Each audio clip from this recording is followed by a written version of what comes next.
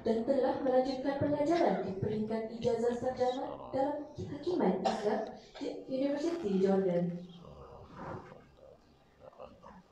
Beliau pernah diterima masuk sebagai peguam bela dan peguam cara Mahkamah Tinggi Malaya, mantan pensyarah kuliah Undang-Undang Ahmad Ibrahim Universiti Islam Antarabangsa, mantan fellow kanan Institut Kajian Strategik Islam Malaysia, ahli panel penyelidik fatwa Jabatan Mufti Kerajaan Negeri Sembilan, ahli jawatan kuasa syariah Bank Muamalat Malaysia Berhad, ahli jawatan kuasa syariah Agrobank, ahli jawatan kuasa syariah Public Islamic Bank Berhad, ahli jawatan kuasa syariah AIA Public Takaful Berhad, ahli jawatan kuasa perundingan hukum syarak negeri Pahang sehingga sekarang, ahli jawatan kuasa fatwa negeri Perak sehingga sekarang, dan beliau merupakan pengarah Tijarah Hati Murni Sdn Berhad sehingga sekarang.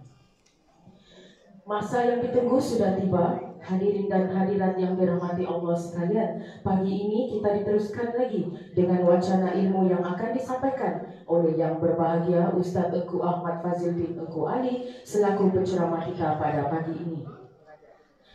Tajuk beliau adalah menuruti sunnah Rasulullah SAW dalam akidah dan keyakinan.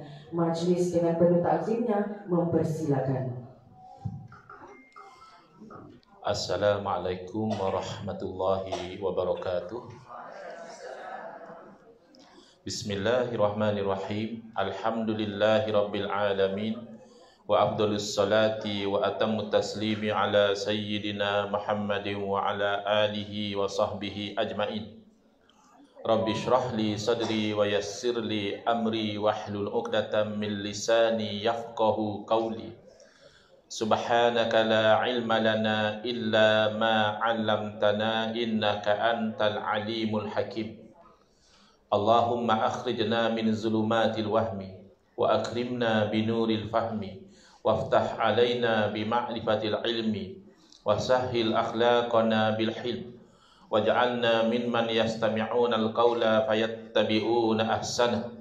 Allahumma ati nufusana taqwaha wa zakkiha anta khairu man zakkaha anta waliyuha wa maulaha. Allahumma arinal haqqa haqqan warzuqna ittiba'ah wa arinal batila batilan warzuqna ijtinabah. Allahumma anfa'na bima 'allamtana wa 'allimna ma yanfa'una wa zidna ilman wa huda amma ba'd.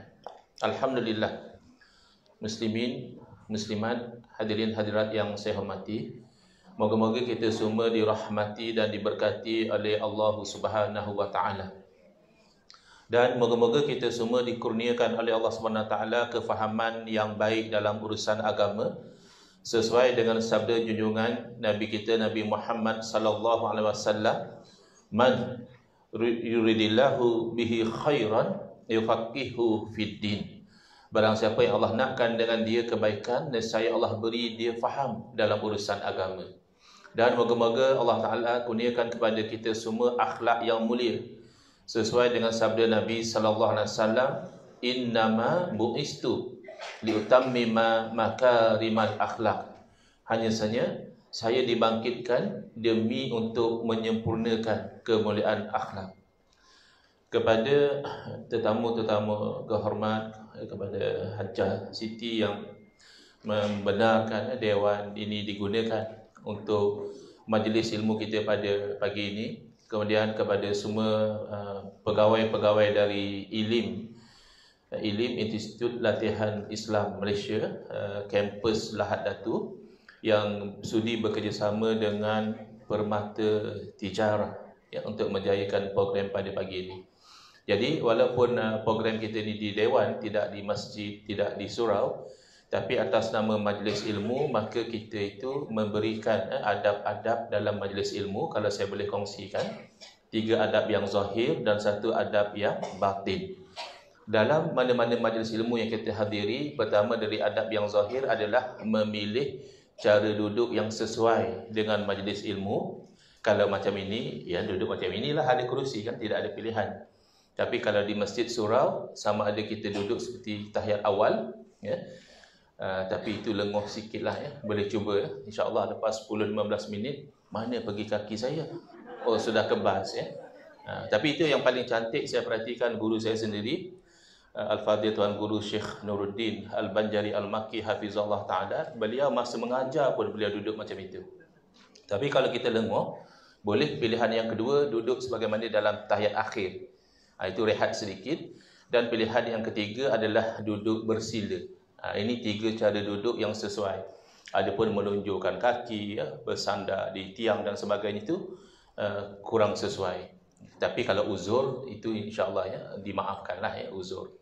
Yang kedua adalah kita memberi sepenuh perhatian kepada majlis ilmu yang sedang berjalan dengan tidak kita bersembang-sembang, kita berlawak jenaka dan kita silent ataupun offkan dahulu gadget kita kerana bagi tadi pun Tuan Guru Syekh Nuruddin di masjid kuliah subuh tadi bagi gambaran kalau kita sedang berbicara dengan tuanku misalnya, tiba-tiba bunyi telefon, kita cakap kat tuanku, tuanku, saya jawab telefon dulu.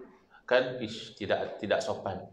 Dan itulah tidak sopan juga kita berada dalam majlis yang insya-Allah kalau kena cara dan niatnya dihadiri oleh para malaikat, tiba-tiba kita masih lagi menyibukkan diri kita dengan urusan-urusan dunia. InsyaAllah seperti mana pun urusan kita, tak mungkinlah sampai dapat call, Tuan di mana ni? Di dalam majlis ilmu. Oh, datang sekejap, tolong baiki matahari nak jatuh misalnya. Kan tak ada orang urusan dia sepenting itu. Paling-paling mungkin suami pesan nanti balik jangan lupa ini, atau isteri pesan abang nanti kalau balik jangan lupa itu. Itu insya-Allah boleh kita respon selepas majlis ilmu. Kemudian yang ketiga, kita hormati apa-apa yang menjadi wasilah perantaraan antara kita dan ilmu. Bukan saja manusia yang menyampaikannya, kita panggil dia cikgu, ustaz, syekh, kiai, maulana dan sebagainya.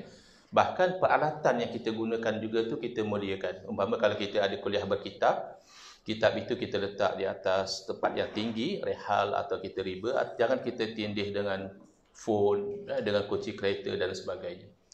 Okey, ini 3 adab yang zahir, orang boleh nampak, orang boleh perasan. Satu adab yang batin, ini rahsia. Hatta malaikat juga tak nampak. Ini memang rahsia antara hamba dengan Tuhan saja. Iaitu ikhlasun niyati lillahi ta'ala. Ikhlaskan niat kita semata-mata kerana Allah. Kalaupun mungkin tadi ada juga niat nak jumpa kawan, ada juga niat nak minta hutang misalnya, kan? Tapi kita fine tune balik, saya hadir dalam majlis ini moga-moga menjadi sebab Allah redha kepada saya. 3 adab yang zahir dan 1 adab yang batin. Kemudian saya pergi kepada tajuk pembentangan, kerana pembentangan kita pada hari ini insya-Allah ada 2. Kedua-duanya berkaitan dengan ikut sunnah, sunnah Nabi SAW. Pembentangan yang pertama kita fokus kepada akidah dan keyakinan, dan yang kedua kepada amalan dan juga akhlak, insya-Allah. Jadi ikut sunnah Nabi di dalam akidah dan keyakinan. Kunci kita nak dapat kejayaan, kebahagiaan dunia dan akhirat adalah ittiba'. Ittiba' ni bahasa Arab, maksudnya ikut. Surah Ali Imran ayat 31 Allah berfirman, "Qul in kuntum tuhibbunallaha fattabi'uni yuhibbukumullahu wa yaghfir lakum dzunubakum." Katakanlah, Allah perintah pada Nabi SAW untuk beritahu kepada kita semua, sekiranya kamu kasih kepada Allah, apa jalan untuk kita nak dapat kasih Allah? Fattabi'uni. Hendaklah kamu ikut akan daku. Ikut kepada Nabi SAW itu kunci. Yuhibbukumullah. Nescaya Allah kasih kepada kamu. Kalau Allah kasih kepada kita, nak apa lagi? Kan kita kalau tuanku kasih kepada kita, ketua menteri kasih kepada kita pun kita dah seronok. Orang-orang besar kasih kepada kita, masyarakat kasih kepada kita. Ini Rabbul Alamin, Tuhan sekian alam kasih kepada kita. Itulah kemuncak daripada apa yang kita nak capai dari hidup kita. Rahsianya adalah ikut kepada Nabi SAW. Baik, apa makna sunnah? Sekarang ni kita selalu dengar orang kata kita nak hidupkan sunnah, kita nak perkasakan sunnah. Apa makna as-sunnah? As-sunnah dari segi bahasa adalah at-tariqah, jalan. Jadi jalan yang baik dinamakan sunnah, jalan yang buruk juga dinamakan sunnah dari segi bahasa. Sebab itu dalam hadis Nabi SAW, Nabi bersabda, "Man sanna fil islami sunnatan hasanatan." Barang siapa yang mengadakan dalam Islam sunnah yang baik. Tapi dalam hadis yang sama Nabi SAW juga bersabda, "Wa man sanna fil islami sunnatan sayyi'atan." Barang siapa yang mengadakan dalam Islam sunnah yang buruk. Jadi mungkin setengah orang dia terfikir, sunnah pun ada yang buruk kan? Ini dari segi bahasa. Kerana sunnah dari segi bahasa maknanya jalan, maka ada jalan yang baik, ada jalan yang buruk. Tetapi kalau dari segi istilah, sunnah ini difokuskan kepada jalan yang baik saja. Ya, dari segi istilah, kalau kita kata kita kena ikut sunnah, kita kena perkasakan sunnah, itu tidak ada maksudnya sunnah yang buruk, tidak. Ia hanyalah jalan yang diredai, yang dijalani di dalam agama, ya. As-sunnah dari segi syar'an ismun li tariqatil mardiyatil maslukati fid din, adalah nama bagi jalan yang diredai. Jalan yang buruk tak nama sunnah dari segi syarak. Yang dijalani di dalam agama, salakaha Rasulullah sallallahu alaihi wasallam, dijalani oleh Rasulullah sallallahu alaihi wasallam, au ghairuhu mimman huwa alamun fid din kas-sahabati radhiyallahu anhum ajmain, ataupun dijalani oleh selain daripada Nabi, daripada kalangan tokoh-tokoh dalam agama seperti para sahabat, ya, dengan dalil Nabi SAW bersabda, alaikum bisunnati wa sunnatil khulafa'ir rasyidin, hendaklah kami ikut sunnah saya, cara saya dan cara para sahabat khulafa' ar-rasyidin. Dan maka difahami daripada ta'rif ini, kalau golongan Syiah, mereka bukan ahli sunnah. Mungkin pernah dengar nama Syiah, ya. Bukanlah kata mereka kafir, tidak. Tetapi mereka tidak ikut sunnah Nabi SAW kerana mereka membenci kepada para sahabat, ya, radhiyallahu anhum ajmain. Jadi hati-hati, ya. Kalau terlampau ta'assub dengan pendirian, boleh jadi terseleweng. Ya, asalnya Syiah ni puncanya dia sokong Sayyidina Ali radhiyallahu anhu jadi khalifah dalam pertikaian politik antara Sayyidina Ali dan Sayyidina Muawiyah, jawatan khalifah. Jadi pertikaian politik ini bukan benda baru. Bukan di Sabah saja ada isu politik. Zaman Nabi, zaman sahabat sudah ada pertikaian. Jadi sekadar menyokong Sayyidina Ali jadi khalifah tidak ada masalah. Sayyidina Ali memang layak, orang yang alim, orang yang berani, sepupu Nabi, menantu Nabi SAW, salah seorang yang dijamin masuk syurga. Tiba-tiba kita menyokong dia sebagai pemimpin, jelas tak salah. Tetapi yang menyokong tu sebahagian jadi ta'assub, sehingga mereka membenci kepada para sahabat yang lain. Ada yang sampai mengkafirkan sahabat yang lain, ada yang bahkan sampai menuhankan Sayyidina Ali. Kalau menuhankan Sayyidina Ali itu sudah bukan lagi sesat, tapi sudah jadi kafir lah, menuhankan selain daripada Allah Subhanahu Wa Taala. Jadi kita kena pastikan sunnah ini sunnah Nabi dan para sahabat. Baik. Seterusnya, sunnah dalam akidah. Ini fokus pembentangan yang pertama. Kita kena ingat akidah ini adalah keyakinan. Maka keyakinan kita, akidah kita mestilah berdasarkan dua jenis dalil. Pertama, dalil naqli, iaitu Quran dan sunnah. Dan yang kedua adalah dalil akli, iaitu apa yang akal kita tetapkan. Hati-hati, ya. Saya tak pastilah kalau penyakit ini sudah tersebar ke Tawau atau belum. Tapi kalau di tempat kami di Kuala Lumpur, ketara, ya, penyakit ini tersebar. Ringkasan daripada nama penyakit ini, kalau puan-puan pernah dengar, BBAK. Hajah pernah dengar BBAK? Belum lagi. Alhamdulillah lah, mungkin belum sampai. BBAK ini ringkasan kepada penyakit biar bodoh asal confident. Sudah sampai atau belum? Belah jumpa orang-orang yang dia bodoh tapi dia confident. Sudah sampai, ya. Itulah, kita kena rawatlah tu. Penyakitnya sudah ada, namanya belum diketahui, ya. Itu nama ringkasnya. Jadi saya cerita pengalaman saya berdepan dengan orang yang kena penyakit macam ini. Dia datang dalam Facebook, dia komen, dia kata, Ustaz, saya dalam bab akidah, saya berpegang dengan Quran dan Sunnah. Masya Allah, tabarakallah. Baguslah. Ya, memang kita orang Islam pegang dengan Quran dan Sunnah. Lalu dia sambung lagi. saya tidak guna akal. Bila dia cakap saya tidak guna akal, itu tanda dia sudah kena penyakit BBAK. Biar bodoh asal confident. Confident betul dia kata, ikut Quran Sunnah tak guna akal. Seolah-olah Quran dan Sunnah tak bagi kita guna akal. Sejak bila? Bahkan dalam Al-Quran selalu kata, afala ta'qilun. Kenapakah kamu tidak mahu menggunakan akal? Wa fi anfusikum afala tubsirun. Dalam diri kamu tu sudah ada tanda-tanda Allah tu wujud. Sudah ada tanda-tanda Allah Maha berkuasa. Sudah ada tanda-tanda Allah tu Maha Esa dan sebagainya. Dalam diri kamu sudah ada. Kenapa kamu tidak perhatikan? Yang ini kenapa kamu tidak fikirkan? Cuba puan-puan fikir ya. Ada satu organ dalam badan kita ni sangat rajin bekerja. Namanya organ jantung. Ya, jantung. Puan-puan buat jantung tak datang program. Macam mana nak tinggal? Memang ada dalam badan kita. Dan jantung ini dia sentiasa bekerja. Ya. Tuan-puan sedang dengar program pagi ni, jantung jalan. Nanti masa break nanti kita ada minum-minum, jantung jalan. Nanti balik daripada program memandu, jantung jalan. Sampai di rumah dah kenyang, mengantuk, tidur pun jantung jalan. Jantung berhenti, puan-puan jalan. Cuba kita fikirkan sejenak, jantung jalan atau jantung berhenti ni kita boleh kawal atau tidak? Tak ada orang yang misalnya dia kata, alah setakat dengar ceramah, bagi jantung rehatlah 5 minit, nanti sambung balik. Kalau ada kita panggil wartawan, suruh interview, tengok betul tak orang ni boleh bagi jantung dia rehat 5 minit, 10 minit, nanti dia sambung balik. Dan kalau jantung dah berhenti, tidak ada doktor pakar yang boleh memastikan jantung itu terus berjalan. Berarti jantung kita sendiri, dalam jasad kita sendiri, bukan kita yang kawal. Kalau begini, siapa yang kawal? Itu sebab Allah suruh kita perhati. Okay? Ini saya nak tanya soalan. Di sini majoritinya adalah muslimat. Ya? Saya tanya, tolong jangan jawab. Kerana saya rasa jawapannya obvious. Ada tak di kalangan muslimat, di kalangan kaum wanita, yang tak suka kalau dia tu nampak awet muda? Tu saya kata jangan jawab.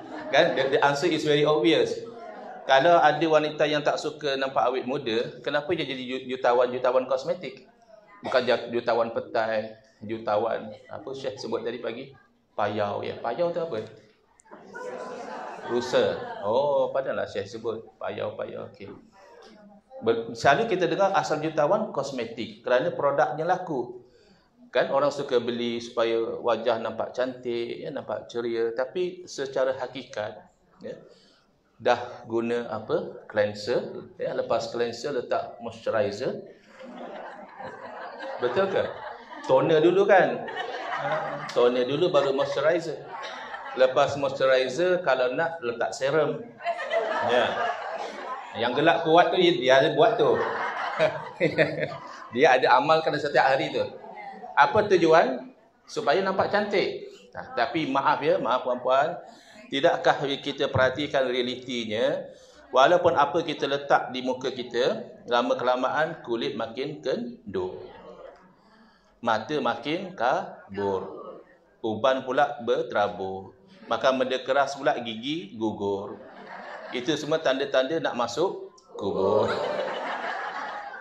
Tak ada yang nak masuk kubur. Tak ada. Tetapi itu kan sesuatu yang luar dari kawalan kita. Sesuatu yang kita tak boleh kawal. Sooner or later we become older, kan?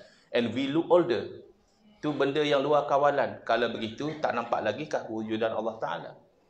Berarti Allah yang mengawal kita.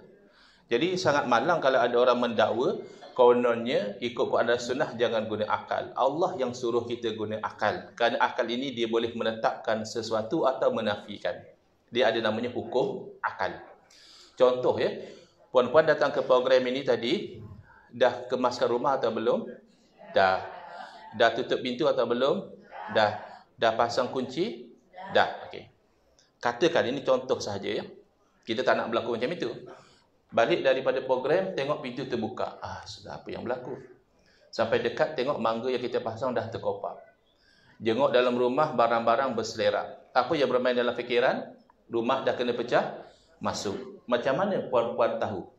Sedangkan pada masa itu, puan-puan berada di sini. Mata, telinga, seluruh diri puan-puan berada di sini. Bukan berada di rumah. Macam mana puan-puan begitu confident mengatakan rumah dah kena pecah masuk? Akal yang beritahu. Akal cakap tak mungkinlah jadi macam ini, tak ada orang buat. Mesti ada orang buat. Mesti ada orang buat tu namanya wajib dari segi akal. Kemudian katalah jiran sebelah rumah kita ada, dia tak pergi ke mana-mana, dia hanya rehat di rumah, orang pencen. Kita tanya dia, Hajar ada nampak tak siapa pecah masuk rumah saya tadi? Dia pun keluar, dia tengok, ish, saya tak perasan dah, puan. Tapi saya ingat jadi sendiri kot, puan. Dia cakap dia jadi sendiri. Agak-agak macam mana perasaan kita? Dah lah kita susah hati, jiran pula buat lawak macam itu kan? Tak mungkinlah jadi sendiri. Itu namanya mustahil. Hukum akal yang kedua, mustahil. Sesuatu yang akal tidak boleh terima. Ada seperti itu, akal tidak boleh terima. Mustahil. Kemudian, tak perlu berebut kerusi. Kita bukan ahli parlimen. Yang rebut kerusi ni orang politik saja, kita orang biasa. Gurau saja. Alam wasahkan. Dah jumpa semalam di tempat makan. Dah jumpa lagi sekali pagi ni. Baik, jadi yang ketiga, agak-agak siapa yang pecah masuk rumah kita? Boleh jadi tak penagih dadah? Boleh jadi. Boleh jadi tak pencuri profesional? Memang kerja dia curi barang orang.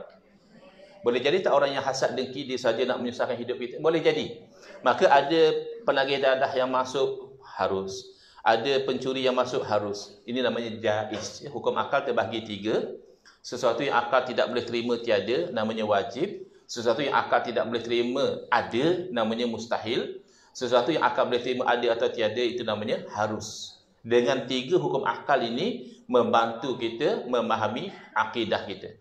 Ini sunnah. Yang tolak akal dalam akidah, dia tidak ikut sunnah. Baik, kenapa kita guna dalil akal juga? Sedangkan Quran dan hadis telah ada. Kerana akal ini nikmat. Nikmat bila Allah kurniakan, suruh kita guna. Yang Allah larang adalah salah guna. Mata kan untuk memandang, tapi jangan memandang perkara yang haram. Memandang perkara yang halal itu memang tujuan nikmat mata dikurniakan. Kalau orang kata, kamu diguna akal macam orang kafir lah, macam ahli falsafah lah. Ya, apa masalah? Bukan semua benda yang non-Muslim buat, kita tak boleh buat. Kalau ada misalnya dalam ajaran Hindu, ya, penganut Hindu disuruh hormat pada ibu bapa. Adakah kita orang Islam jangan hormat pada ibu bapa? Nanti kan sama macam Hindu? Kan tidak. Kita ni tak boleh buat apa yang non-Muslim buat yang bercanggah dengan agama kita. Yang tidak bercanggah, silakan. Guna akal ini universal. Bahkan kalau kita nak berdakwah, kalau semata-mata dalil Quran hadis, kita nak berdakwah kepada orang yang belum Islam, itu kan tak boleh. Sebab dia tanya kita, kamu orang Islam percaya pada Allah ya? Ya, percaya. Memang Allah wujud? Ya, wujud. Mana bukti? Qul huwallahu ahad, kita kata. Kan untuk dia belum beriman lagi. Maka nak tak nak, kita kena bawa dalil akal. Mungkin kita tanya dia, Toke, kalau belakang rumah Toke asalnya tidak ada apa-apa, kosong. Ya? Kemudian Toke pergi overseas, katakan beberapa minggu, Toke balik, tengok belakang rumah Toke ada reban ayam. Kemudian Toke tanya kepada jiran, siapa buat reban ayam belakang rumah saya? Kemudian jiran jawab, tak ada orang buat, dia tiba-tiba dia muncul sendiri. Itu Toke boleh terima atau tidak? Pasti dia jawab tak mungkin. Tapi kalau sekecil reban ayam tak boleh jadi sendiri, sebesar alam semesta boleh jadi sendiri, bulan bintang matahari boleh jadi sendiri, manusia dan binatang boleh jadi sendiri, lautan dan daratan boleh jadi sendiri. Jadi itu cara menggunakan dalil akli untuk berdakwah kepada orang yang belum Islam. Baik. Dan yang ketiga, kita guna dalil akal kerana ia diperintahkan oleh Allah Subhanahu Wa Taala. Allah yang perintahkan supaya kita berfikir, dan tidak berfikir ini dilarang dan menjadi punca orang sesat, dan dia nanti di akhirat dia akan menyesal kerana dia tidak guna akal dia. Orang yang menyesal di hari akhirat salah satu sebabnya kerana tidak guna akal. Baik, perintah Allah supaya kita menggunakan akal, la'allakum tatafakkarun, moga-moga kamu itu berfikir. Jadi ayat ini saya sudah baca, wa fi anfusikum afala tubsirun. Dalam diri kamu telah ada tanda-tanda kewujudan, keesaan dan kekuasaan Allah. Kenapakah kamu tidak berfikir, memerhatikannya? Dan bahkan gunakan dari akal ini adalah cara yang Allah sendiri guna. Kalau ada di Tawau orang bawa ajaran, kita dalam akidah ni jangan guna akal, hati-hati. Berarti ajaran itu bercanggah dengan Quran dan Sunnah. Walaupun dia mendakwa dia ikut Quran dan Sunnah, as soon as dia kata tak payah guna akal, berarti dia telah melanggar Quran dan Sunnah. Kerana Allah sendiri menggunakan dalil akli. Cuba lihat ya. Ketika mana Allah SWT nak menetapkan tauhid, iaitu Allah Maha Esa, tidak ada Tuhan yang lain, dan Allah nak menolak syirik, kodanya Tuhan itu banyak, Allah SWT menggunakan dalil akal, bukti secara logik. Allah berfirman, "Lau kana fihima alihatun illallahu lafasadata." Kalaulah ada pada kedua-duanya, langit dan bumi, Tuhan-Tuhan yang banyak selain daripada Allah, nescaya binasa langit dan bumi. Ini adalah logik. Ini adalah dalil akal. Kerana apa? Pertama, Tuhan sebenarnya satu atau banyak? Satu. Ya, Tuhan tidak banyak. Kenapa Allah berfirman kalau Tuhan banyak? Berarti Allah suruh kita bayangkan dengan akal sahaja. Ya, dalam realiti Tuhan tidak banyak. Tapi cuba bayangkan dengan akal, kalau Tuhan itu banyak, tidak akan masing-masing Tuhan nak buat cara dia? Kan Tuhan maha berkuasa, maha berkehendak. Jadi cara Tuhan yang mana yang akan terlaksana? Nanti hancurlah langit bumi ni. Tuhan ni nak buat macam ini, Tuhan ni nak buat macam itu. Ya. Saya bagi contoh mudah ya. Kita ambil contoh misalnya sistem pemerintahan di negara kita adalah dengan ada pilihan raya. Ya. Sabah sudah ya pilihan raya negeri PRN. Akan datang. Yang baru ni tidak terlibat ya? Tidak. Okey. Saya nak tanya, agak-agak pilihan raya ni kosnya tinggi atau rendah? Tinggi kan? Katanya pilihan raya umum baru ini pun sampai sudah cecah bilion ringgit. Apa kata kita jimat kos? Bilion ni boleh buat macam-macam, bantu orang miskin. Macam mana cara nak jimat kos? Kita jangan lagi buat pilihan raya. Oh, macam mana tu Ustaz? Tak buat pilihan raya, kita nak pilih kerajaan. Macam ni, senang saja. Kita tanya, siapa ahli politik yang minat jadi kerajaan, kita lantik. Oh, itu mana boleh Ustaz? Kalau satu kumpulan saja yang minat, senang kita lantik satu itu. Sekarang banyak yang nak jadi kerajaan. Di Sabah saya tidak pasti, tapi kalau di Semenanjung lebih kurang 3 kumpulan besar. Masing-masing mau jadi kerajaan. Alah, senang kita lantik 3-3. Ya, habis nanti 3 kerajaan, siapa yang nak jadi Perdana Menteri? Masing-masing kerajaan nanti Perdana Menteri masing-masing. Jadi kita ada 3 Perdana Menteri. Habis Menteri Kabinet itu macam mana? Masing-masing Perdana Menteri lantiklah Menteri Kabinet masing-masing. Agak-agak boleh tak ditadbir negara kita? Ingat lagi tak masa kita ada satu Menteri Kesihatan, kita masih confuse nak cocok 2 kali ke 3 kali? Masa tu kita ada satu saja Menteri Kesihatan. Bayangkan kalau kita ada 3 Menteri Kesihatan, nak cocok apa pun kita tak faham. Kerana masing-masing ada arahan masing-masing. Itu baru nak tadbir sebuah negara yang kecil seperti Malaysia. Kita tidak boleh tergambarkan ditadbir oleh lebih dari satu kerajaan. Bolehkah alam semesta, langit, bumi, binatang dan juga tumbuh-tumbuhan ditadbir oleh lebih pada satu Tuhan? Tak mungkin. Tak mungkin itu adalah akal. Akal bayangkan, tak mungkin. Tuhan mesti satu. Tengok, Allah sendiri menggunakan dalil akli. Kemudian, para Rasul juga menggunakan dalil akal. Ini kisah Nabi Ibrahim alaihissalam, Abul Anbiya, digelar sebagai bapa kepada para Nabi. Beliau berhujjah dengan Namrus. Namrus ini adalah musyrik. Dia musyrik level yang paling up sekali. Nombor 1, iaitu dia mengaku Tuhan. Kan ada orang musyrik, dia sembah makhluk. Dia sembah pokok, dia sembah kayu, dia sembah batu. Ya. Ada musyrik yang dia suruh orang sembah dia. Itu Namrus. Jadi, akal yang sihat, boleh tak terima Tuhan tapi lemah? Kenapa mendung yang hari ni? Tuhan penat. Bolehkah Tuhan penat? Kenapa ada COVID-19? Tuhan lupa nak jaga manusia. Bolehkah? Akal yang sihat tidak boleh terima Tuhan tapi lemah. Tak mungkin Tuhan tapi lemah.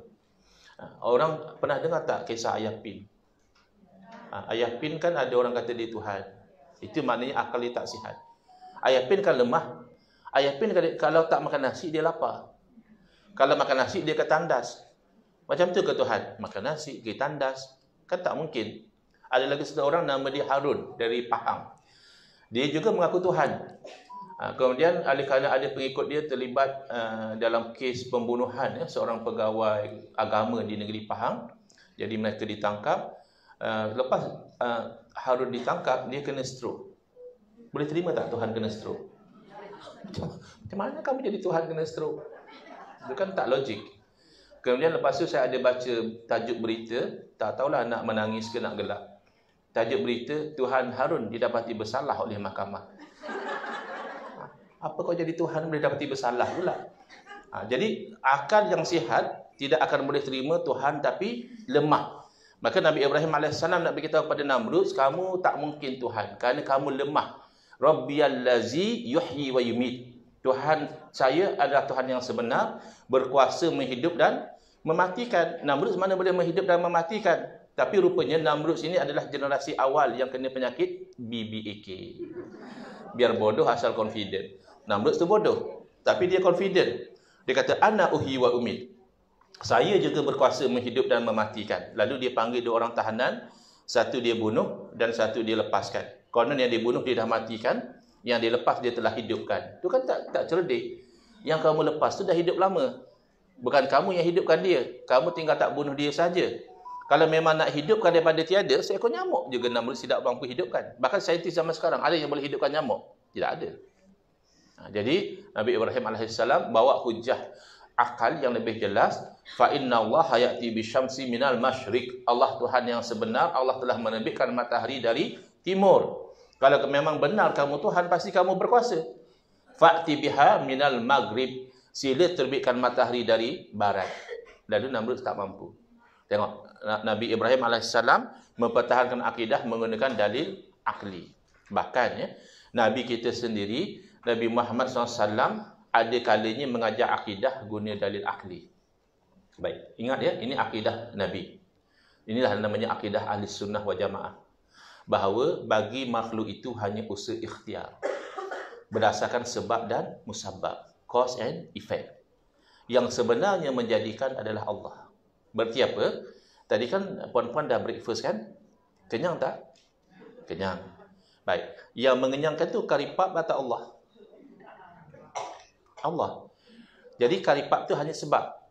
Kenyang tu adalah musabab. Karipap adalah cause, efeknya adalah kenyang. Tapi hakikat yang menjadikan kenyang adalah Allah. Sekira-kira kalau Allah kehendaki, boleh saja Allah jadikan puan tu kenyang tanpa makan. Tapi jarang lah. Yang selalu berlaku, makan tapi tidak kenyang. Itu kan sampai 2 pinggan, 3 pinggan kan lah. Lagi pula sedap macam dekat semalam tu. Seafood apa tu. Dah makan tapi tidak kenyang. Itu biasa. Tapi hakikatnya yang bagi kenyang, tidak kenyang adalah Allah. Sama juga dengan penyakit. Penyakit ini mungkin sebab sumbatan salur darah. Ini penyakitnya sebab selnya jadi tidak normal. Ini penyakit sebab sel darah putihnya makan di dirinya sendiri. Ini penyakit sebabkan virus misalnya. Itu sebab. Hakikat penyakit adalah daripada Allah. Baik. Jadi Nabi SAW nak ajar hakikat tadi. Nabi bersabda, la adwa. There is no infection. Secara hakikat tidak ada namanya jangkitan. Secara syariat ada. Secara syariat memang Nabi ajar kalau ada sebuah negeri sudah dijangkiti wabak taun, yang duduk di luar jangan masuk. Kenapa? Kalau masuk bimbang dijangkiti. Yang duduk di dalam jangan keluar.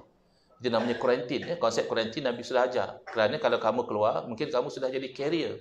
Kamu dah ada virus. Nanti kamu akan merebakkan penyakit. Yang Nabi nak ajar pada masa Nabi SAW bersabda la adwa bukan syariat. Nabi nak ajar hakikat. Hakikat tidak ada jangkitan. Lalu dalam kuliah tu ada orang Arab Badawi. Arab Badawi ni Arab kampung. Jaga unta, jaga kambing. Jadi bila Arab Badawi nak belajar hakikat tu dia agak slow sikit. Tapi bagus Arab Badawi ni dia tak faham dia tanya. Berbeza dengan masyarakat sekarang, kalau dia tidak faham dia kata ustaznya sesat. Engkau jangan ikut ustaz engkau tu dia sesat. Padahal dia tidak faham apa yang kita sampaikan. Jadi Arab Badawi tanya, wahai Rasulullah, bagaimana Rasulullah kata tidak ada jangkitan? Saya tengok unta, ada beberapa ekor unta yang sihat. Melompat sana, melompat sini. Tiba-tiba masuk satu ekor unta yang berpenyakit. Tidak lama selepas itu, unta lain pun berpenyakit. Kata Rasulullah tidak ada jangkitan. Jadi Rasulullah faham kalau orang Badawi ini masih terikat dengan cause and effect. Dia masih belum pergi pada level memahami hakikat tauhid. Lalu Nabi SAW menggunakan logik akal. Dengan satu soalan saja, Nabi membuka minda orang Arab Badawi tadi. Nabi bertanya, faman a'dal awal. Kalau memang penyakit perlu kepada jangkitan, unta yang mula-mula sakit itu berjangkit dari siapa? Baru Arab Badawi itu faham, betul lah. Kalau begitu, hakikat penyakit adalah daripada Allah Subhanahu Wa Taala. Jadi yang anti dengan dalil akli dalam bab akidah, mereka menyanggah sunnah. Mereka tak ikut sunnah. Baik. Kemudian lihat ayat Quran sendiri. Mungkin ada orang yang hafal dalam surah Al-Mulk. Allah berfirman tentang rintihan ahli neraka. Orang masuk neraka, dia merintih, dia mengeluh, dia mengatakan wa qalu law kunna nasma'u au naqilu ma kunna fi ashabis sa'ir. Mereka berkata, kalaulah di dunia dahulu kami mahu mendengar atau kami mahu menggunakan akal, tidaklah kami tergolong daripada ahli neraka. Mana dua sebab ya masuk neraka. Pertama, tidak nak dengar dakwah yang sebenar. Kan ada orang dia tak nak dengar. Kita nak dakwah benda betul, dia tak nak dengar. Yang kedua, tidak menggunakan akal. Ada orang bukan Islam masuk Islam dengan sebab dia berfikir. Dia berfikir, dia kata tidak mungkin Islam ini agama yang tipu. Kerana fakta-faktanya sebenar. Ya. Saya pernah dapat satu kisah, satu orang pakar kulit. Dia masuk Islam kerana dia jumpa dalam ayat Quran. Allah menceritakan tentang ahli neraka. Bila kulitnya habis hangus terbakar, Allah ganti dengan kulit yang lain. Liyazukul azab. Supaya mereka dapat rasa azab. Jadi dia bidang kulit. Dia pakar kulit. Dia memang tahu kulit tu ada beberapa lapisan. Kulit tu kalau cedera bahagian yang luar, dia akan sakit. Sebab dia punya saraf sakit dia masih ada. Tapi kalau sampai ke peringkat yang dalam, dia akan hilang rasa sakit. Kerana deria sakit itu sudah rosak. Jadi dia kata, ini kena dengan fakta yang dia belajar. Kalau kulit sudah hangus terbakar, kena ganti kulit lain. Untuk orang itu rasa azab. Jadi menyebabkan dia masuk Islam. Jadi menggunakan akal juga boleh menjadi punca orang bukan Islam menerima Islam. Tapi of course lah, akal manusia ni ada batasan kemampuannya, maka kena terpandu dengan Quran dan hadis juga. Bukanlah akal ini segala-galanya, tidak. Akal ini sebagai pembantu ya. Saya bagi contoh yang ulama bagi bandingan akal dengan wahyu. Yang mana satu kita nak guna? Jawabnya dua-dua. Kenapa? Kalau kita guna wahyu saja, tapi kita tak nak guna akal, literalis, zahir saja. Kita tak mau guna akal untuk faham Quran hadis. Ini ibarat orang yang berjalan dalam keadaan terang benderang, tapi dia pejam mata dia. Nampak atau tidak? Tak nampak. Jadi ibaratnya Quran hadis ni suluhan. Ya, Quran hadis dah menyuluh, dah ada cahaya. Akal ni mata. Kena bukalah mata baru kamu nampak. Tapi kalau kamu tak guna akal, ibarat kamu pejam mata. Tapi kalau kamu guna akal semata-mata, tidak terpandu dengan Quran dan hadis, ibarat orang yang matanya elok dan dia buka mata dia, tapi dia berjalan dalam gelap. Pun tak nampak juga. Maka ahli sunnah wal jamaah yang ikut sunnah, dia kena dua-dua. Dia kena disuluh dengan Quran dan hadis dan dia kena buka akal dia untuk memahami Quran dan hadis dengan baik. Saya diberikan masa sampai pukul berapa ya untuk pembincangan yang pertama? Ya? 10.30. Oh, lama lagi ya. Puan-puan masih okey ke? Belum ada yang mengantuk? Belum mengantuk. Tapi kalau mengantuk, jangan lupa baca doa tidur. Hafal atau tidak doa tidur? Bismillahirrahmanirrahim. Masya Allah, Masya Allah. Tapi ini tip ya. Daripada guru saya, Tuan Guru Syekh Nuruddin Al-Bajir Al-Makki Hafizahullah Ta'ala. Kata dia, kalau mau tidur masa kuliah, doanya pendek sedikit. Bismillahirrahmanirrahim, amut. Mati terus, tidak perlu hidup, kata dia. Itu gurauan saja ya, bukan betul-betul ya. Poinnya kalau boleh jangan tidurlah masa kuliah ya. Baik, jadi saya akan terus pergi kepada tajuk yang agak heavy sedikit. Itu sebab tu saya tanya. Ya, tadi tajuk yang agak ringan tentang akidah, iaitu kepentingan menggunakan akal dalam memahami akidah. Tajuk ini adalah agak berat, iaitu bila kita nak ikut sunnah dalam akidah, ulama ada menggariskan dua bentuk pengajian. Satu namanya Tauhid Sifat 20 dan satu lagi namanya Tauhid 3. Ditawar belajar yang mana? Tauhid Sifat 20 ke Tauhid 3? Sifat 20 ya? Okey. Itu tauhid yang dipegang oleh majoriti umat Islam bermanhaj Asy'ari dan Maturidi. Ya, mereka memahami akidah dengan pengajian Tauhid Sifat 20. Sementara minoriti umat Islam, iaitu golongan Salafi dan Wahabi ya. Sebenarnya bukan Salafi, Wahabi. Salafi ni adalah yang ikut salaf. Ikut salaf tu baguslah. Tapi yang sebenarnya namanya adalah Wahabi, mengikut kepada Syekh Muhammad bin Abdul Wahhab, dikenali sebagai Ibn Abdul Wahhab, anak Ustaz Wahhab. Abdul Wahhab ni ulama ahli sunnah wal jamaah, tapi anaknya membawa pendekatan yang berbeza. Mereka guna tauhid 3. Okay. Jadi yang mana satu akidah yang ikut sunnah? Adakah yang belajar sifat 20 atau yang belajar tauhid 3? Ini yang saya kata agak heavy sikit ya pembentangan dia. Kalau rasa macam dah tak berapa nak faham ya, angkat tangan dan tanya soalan. Boleh? Ada orang kata macam ini, jangan belajar tauhid sifat 20. Kita tanya, kenapa? Mana ada zaman Nabi? Ini bid'ah kata dia. Belajar tauhid sifat 20 ni bid'ah. Tak ada zaman Nabi. Orang ini dia gagal faham. Yang tak ada zaman Nabi bukan tauhid sifat 20. Yang tak ada zaman Nabi adalah penyusunan ilmu tu. Saya bagi contoh mudah ya.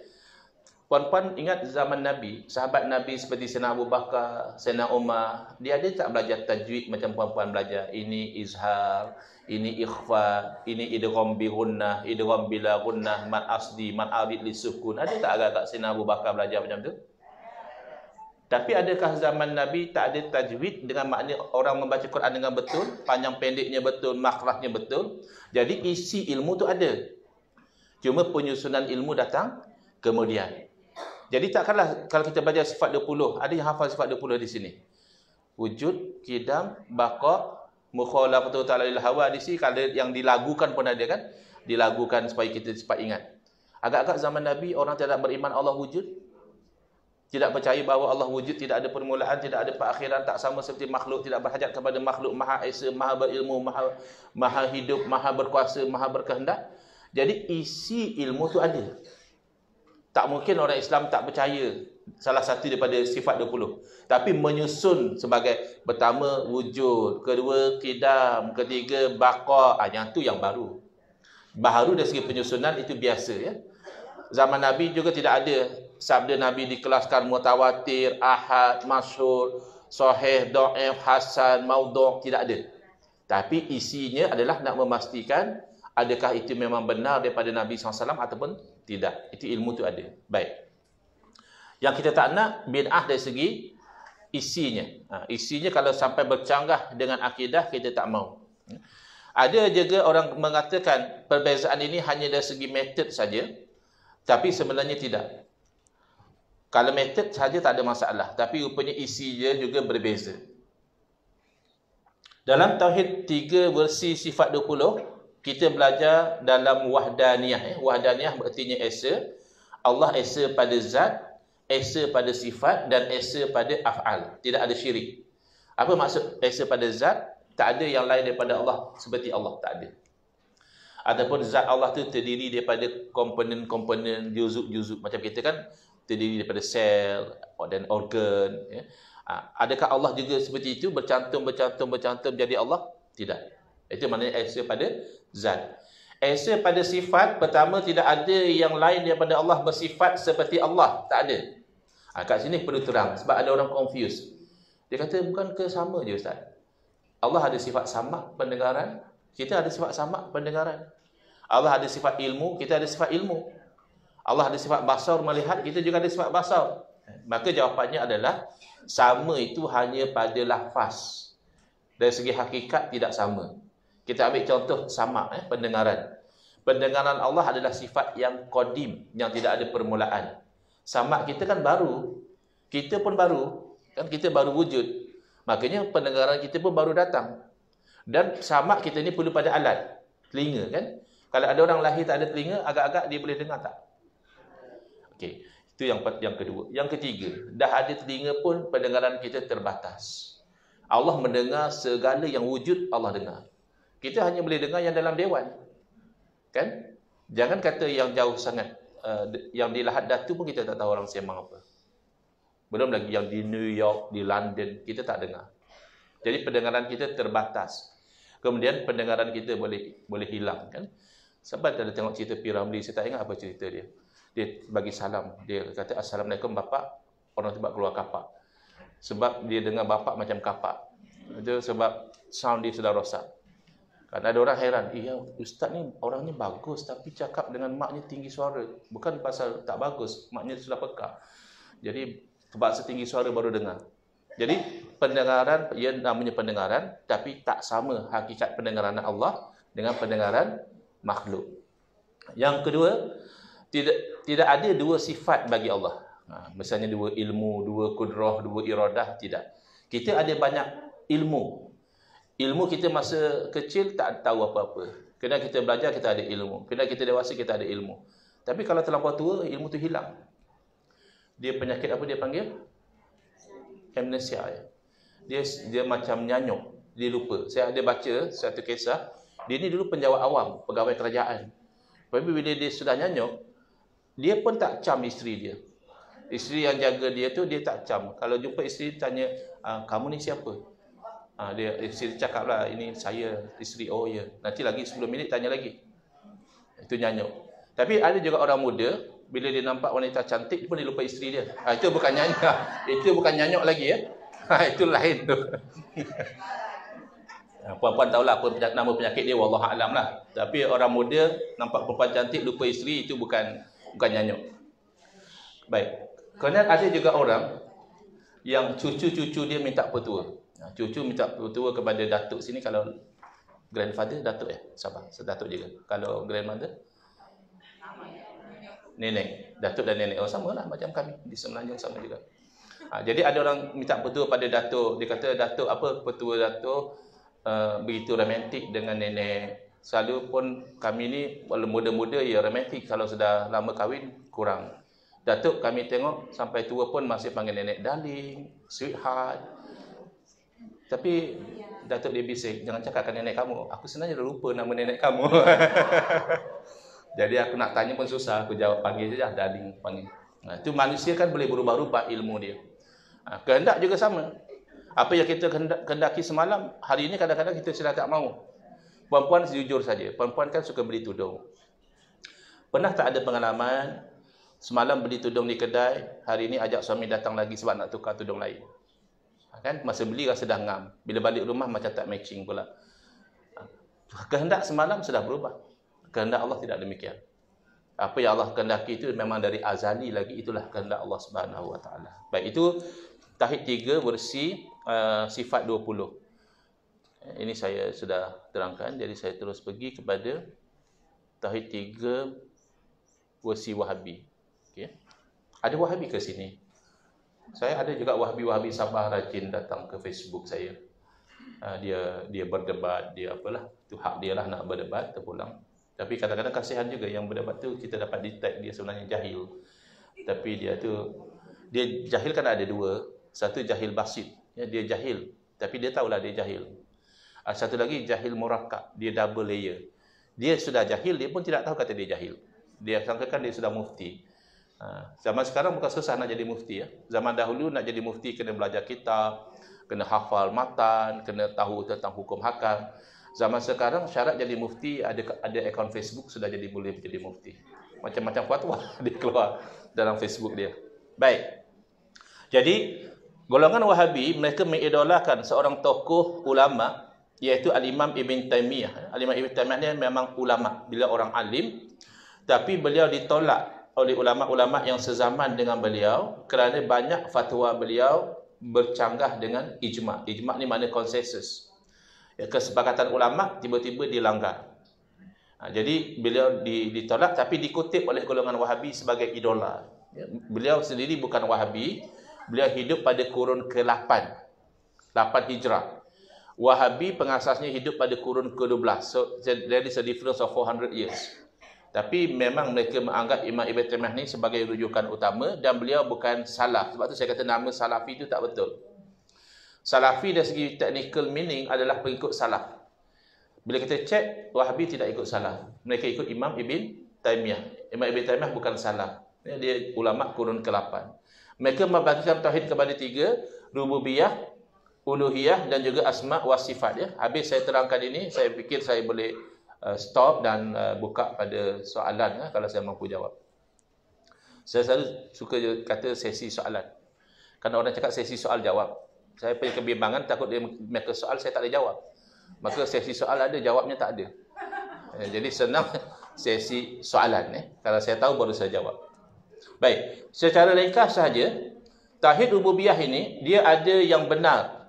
Seperti tauhid rububiyah iaitu mengesakan Allah sebagai Rabbun, sebagai Tuhan yang menciptakan hanya Allah, yang memiliki hanya Allah, yang mengatur langit dan bumi hanya Allah, yang menghidupkan dan mematikan hanya Allah, yang memberi rezeki hanya Allah, yang mendatangkan penyakit dan menyembuhkan penyakit hanya Allah semata-mata. Ini benar. Ini dipanggil wahdaniyatul af'al, mengesakan Allah pada perbuatan. Ya, segala-galanya, walaupun kita nampak zahirnya orang ini yang buat, orang ini bercakap, orang ini itu, orang ini, hakikatnya itu adalah ketentuan Allah. Ya, yang ini betul. Tetapi yang tak betul adalah mereka mendakwa kononnya tauhid rububiyah ini ada pada orang musyrikin. Kalau ikut golongan Wahabi, Abu Jahal, ya, Abu Lahab, kenal ke Abu Jahal, Abu Lahab? Nah, tidak kenal, mujurlah. Kalau kenal mungkin satu sekolah pula dengan dia. Tidak kenal tapi tahu, ya. Tidak kenal tapi tahu. Kadang-kadang orang guna istilah kenal itu tak tepat, ya. Oh, saya kenal sangat dengan Anwar Ibrahim. Anwar Ibrahim tak kenal saya. Itu kan biasa. Ramai orang macam itu. Baik, jadi kalau begitu dakwaan yang ini mengatakan orang musyrikin Abu Jahal, Abu Lahab ada tauhid rububiyah, ini batil. Ini tidak benar, ya. Kerana Abu Jahal, Abu Lahab mereka beriktikad selain daripada Allah ada yang boleh mendatangkan manfaat dan mudarat. Maka mereka sembah berhala. Bagi mereka berhala ini boleh menolong mereka. Kemudian tauhid uluhiyah yang betul adalah kita hanya boleh menyembah kepada Allah sahaja. Haram bahkan syirik kalau kita menyembah kepada selain daripada Allah Ta'ala. Ini betul, ya. Ini kita sekata. Tetapi bila mereka mempertikaikan amalan tawassul, tabarruk dan juga istighosah, mereka tuduh ini adalah syirik. Yang ini tidak betul. Secara ringkas, ya. Sebab di Sabah, di Tawau ni saya difahamkan amalan-amalan ini diamalkan. Terutamanya masa sambutan Maulid, kan, ada kita kata aghithna ya Rasulullah, tolonglah kami wahai Rasulullah. Itu istighosah. Di sisi kita ahli sunnah wal jamaah tidak ada masalah, kerana itu sebab musabab saja. Yang bagi pertolongan sebenar always Allah. Tapi di sisi mereka, kalau kita kata macam itu, kita jadi kafir. Ya, saya dalam 4-5 hari lepas, bila saya terangkan hukum istighosah di sisi ahli sunnah wal jamaah, ada satu orang Wahabi, dia tulis dalam Facebook dia cakap orang ini jelas telah jadi kafir murtad, dia kata kepada saya. Orang ini musyrik, kata dia. Dan kalau jangan haram sembahyang jadi makmum belakang saya. Dan kalau saya sembelih binatang, binatang itu jadi bangkai. Ya, sebab isu ini. Dia mengatakan syirik. Baik, apa dia tawassul? Tawassul ini umumnya mengambil sesuatu sebagai wasilah, jalan. Dalam Quran sebut wabtaghu ilahil wasilah. Carilah wasilah, jalan kepada Allah. Tapi tawassul yang dimaksudkan dalam isu ini adalah berdoa dengan menyebut sesuatu yang mulia dengan harapan menjadi sebab Allah perkenankan doa kita. Ini tak mungkin syirik. Kerana yang mengajar doa macam itu adalah Nabi. Nabi SAW pernah diminta oleh satu orang buta, dia nak supaya matanya sembuh. Dia kata, ya Rasulullah, doakan saya. Nabi kata, kalau kamu sabar itu lebih baik. Kalau kamu mau, ya boleh. Dia kata, saya mau, sebab susah. Tak ada orang nak pimpin dia ke sana kemari. Jadi Nabi tidak doakan. Nabi ajar benda yang dia boleh buat sendiri. Nabi SAW kata, kamu pergi berwuduk. Ya, puan-puan kalau ada hajat besar, mungkin boleh amalkan. Ini ajaran Nabi. Berwuduk dahulu, kemudian salat 2 rakaat. Itulah namanya salat hajat. Ada hajat, salat dulu. Kemudian Nabi kata, berdoa dengan doa ini. Allahumma inni as'aluka, ya Allah, aku memohon kepadamu. Ini doa biasa. Wa atawajjahu ilaika binabiyyika Muhammadin nabiyyi rahmah. Ini doa tawassul. Dan aku bertawajjuh menghadap kepadamu dengan nabimu Muhammad, nabi rahmat. Ini namanya tawassul. Sebut Nabi dalam doa. Kemudian Nabi ajar lagi, ya Muhammad, inni atawajjahu bika ila rabbi fi hajati. Wahai Muhammad, aku bertawajuh kepada Tuhanku denganmu pada hajatku. Tidak lama selepas itu, didapati orang buta itu sembuh. dari kebutaan. Tak mungkinlah Nabi ajar satu benda yang syirik. Tapi mereka kata, itu masa Nabi hidup. Masa Nabi hidup tak apa. Tapi kalau Nabi telah mati, Nabi telah wafat, tak boleh lagi. Ini tidak ada dalil.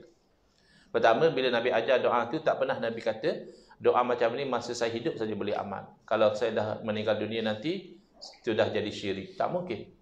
Benda yang syirik masa hidup pun tak boleh. Adakah sembah orang mati saja tak boleh? Sembah orang hidup juga tak boleh. Berarti tawassul bukan menyembah. Tawassul hanya sekadar menyebut sesuatu yang mulia di sisi Allah. Sebab itu mereka terima tawassul dengan nama Allah, mereka terima. Tawassul dengan amal soleh. Kita ada buat amal soleh, kita angkat tangan, ya Allah, dahulu saya pernah buat macam ni. Kau sembuhkanlah penyakit saya. Boleh. Takkan tawassul dengan orang soleh tidak boleh? Sama-sama soleh. Adakah satu orang yang soleh, bila dia mati maka terbatal kesolehan dia? Tak mungkin. Kita tawassul dengan Nabi SAW kerana Nabi mulia. Adakah Nabi SAW mulia hanya ketika bagi dia hidup, lalu bila bagi dia wafat tidak mulia? Tak mungkin. Jadi mereka ini berfatwa demikian semata-mata kerana ta'assub kepada Al-Imam Ibn Taymiyah. Dari segi dalil, tidak ada dalil. Tabaruk apa dia? Ambil berkat. Di sisi kita boleh ambil berkat dengan Nabi dan juga dengan orang soleh. Ambil berkat misalnya, kita bersalam dengan dia, kita cium tangan dia, mungkin kita minum air yang dia bekas dia minum, ya. Itu namanya ambil berkat. Di sisi mereka, ambil berkat hanya boleh dengan Nabi. Dengan orang lain tak boleh. Ini juga tidak ada dalil. Bahkan dalil menunjukkan sebaliknya. Nabi SAW pernah mengambil berkat daripada kesan wuduk orang-orang Islam. Bila ditanya, kadang Nabi SAW berkata, saya nak mengambil berkat daripada kesan tangan orang mukmin. Nabi sendiri ambil berkat daripada orang Islam. Takkan kita nak menyagahi sunnah Nabi SAW. Baik, istighasah. Ini yang paling serius. Istighasah ni maknanya minta tolong. Sepakat minta tolong dengan Allah tu, itu adalah yang hakikat. Sebenarnya yang tolong kita adalah Allah. Tapi saya minta tolong dengan orang, Ustaz. Ya, tapi yang menggerakkan hati dia siapa? Yang memberikan dia mampu tolong kamu siapa? Allah. Jadi tak tolong dengan Allah tu hakikat. Tidak membatalkan minta tolong dengan makhluk. Berarti kita atas jalan sebab musabab, cause and effect, masih boleh kita minta tolong dengan makhluk. Sama ya, antara kita dengan golongan ini sama. Cuma mereka kata, ia terbatas sekadar makhluk itu masih hidup. Di sisi kita tak ada beza. Makhluk masih hidup atau makhluk yang telah meninggal dunia, sama-sama makhluk. Sama-sama hakikatnya tak boleh tolong. Masa hidup tak boleh tolong, lepas meninggal pun tak boleh tolong. Habis kenapa kamu masih benarkan orang minta tolong dengan orang yang telah meninggal dunia? Bukan semua. Bukan semua orang telah meninggal dunia kita benarkan minta tolong. Hanya orang-orang yang soleh seperti para nabi dan para wali. Habis mereka boleh buat apa? Mereka boleh bangun tolong kamu ke? Bukan. Kerana mereka ini orang yang hidup di sisi Allah di alam arwah dan kita mengharapkan doa daripada mereka. Jadi minta tolong kepada orang-orang soleh ini sebenarnya meminta tolong mereka mendoakan. Dan ini sabit dalam hadis, mereka memang mendoakan di alam roh. Cuma Al-Imam Ibn Taymiyah tak bagi, kata dia menyekat jalan supaya orang tak buat syirik. Dan ini bukan dalil. Kerana orang yang berdoa, dia tahu bahawa makhluk bukan Tuhan. Ada tak yang sembah Nabi sekarang? Tak ada. Kalau siapa ulama yang hebat di Sabah, yang terkenal di Sabah, orang Sabah? Siapa? Katalah mufti. Mufti Sabah. Ada yang sembah mufti tak? Masa mufti hidup pun tak sembah. Takkan mufti dah meninggal nanti kita pergi sembah? Masa Nabi hidup pun tak ada orang Islam yang sembah Nabi. Takkan Nabi dah wafat, dah meninggal dunia orang sembah? Maka meminta tolong pada Nabi SAW itu asbab saja. Moga-moga Nabi mendoakan kita dan doa Nabi diperkenankan oleh Allah Ta'ala. Jadi ini yang saya nak terangkan supaya kita tidak terpedaya. Dan yang terakhir, Alhamdulillah, dalam ceramah biasanya yang terakhir itu menyegarkan. Yang tidur pun dia bangun, nak habis dah, Alhamdulillah. Yang terakhir. Yang terakhir adalah tauhidul asma' wa sifat. Belajar nama Allah dan sifat Allah bagus. Tapi memahami ayat-ayat mutasyabihat dengan makna yang zahir, yang bercanggah dengan ayat yang muhkamat, itu batil. Contoh, Ar-Rahmanu ala arsyistawa. Tuhan yang Rahman, ia istiwa di atas arasy. Ya. Jadi makna zahir pada istiwa itu antaranya adalah duduk ataupun bertempat. Jadi mereka menggunakan ayat ini untuk mengatakan Allah Ta'ala bertempat dan tempat Allah di atas arash. Ini tidak difahami oleh ahli sunnah wal jamaah, salaf ataupun khalaf, sama saja. Kalau generasi awam Islam, dia kata makna istiwa itu serah pada Allah. Pasti makna yang layak dengan Allah. Kenapa kita tak kata Allah bertempat atas arash? Kerana itu meletakkan Allah pada makhluk dia. Arash ni adalah makhluk. Apa makna makhluk? Diciptakan. Ya? Maknanya sebelum diciptakan, arash ada atau tidak? Sebelum diciptakan. Tidak ada. Adakah Allah juga seperti arash? Allah dulu tak ada, kemudian ada arash sebelum Allah ada? Tidak. Allah ada, tidak ada permulaan. Sebelum ada arash, Allah wujud. Selepas diciptakan arash juga Allah wujud. Tidak mungkinlah dahulu Allah wujud tanpa arash. Sekarang diciptakan arash, lalu Allah berubah menjadi bertempat di atas arash. Itu mustahil. Jadi kita beriman dengan istiwa, sama ada kita serahkan makna kepada Allah, makna itu pasti yang layak, atau kita ikutlah apa yang ulama bagikan makna. Antara makna istiwa adalah menguasai, adalah bermakna menggagahi. Dua-dua itu tak bercakap dengan akidah. Ada tak orang sini bangkang Allah menguasai arash? Tidak. Pasti Allah menguasai arash. Menggagahi maknanya arash itu terpaksa ikut pada kehendak Allah. Pun semua sepakat bahawa arash itu di bawah kuasa dan kehendak Allah Subhanahu Wa Taala. Jadi setakat itu dahulu saya cukupkan pembentangan yang pertama ini. Kita rehat dan ada pembentangan yang kedua. Saya serahkan balik sekiranya ada sebarang soalan. Kalau saya mampu saya jawab, kalau saya tidak mampu saya akan tangguhkan dahulu jawapannya.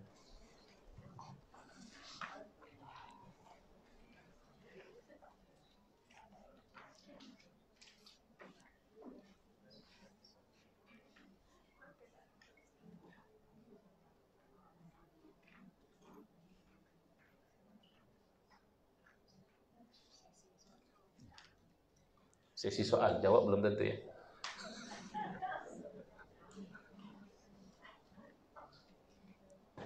Terima kasih diucapkan kepada yang dimuliakan Ustaz Engku Ahmad Fazliuddin Engku Ali atas ceramah yang telah disampaikan sebentar tadi. Okey, baiklah, kita akan sambung dengan sesi soal jawab. Silakan. Perkenalkan diri dan soalan.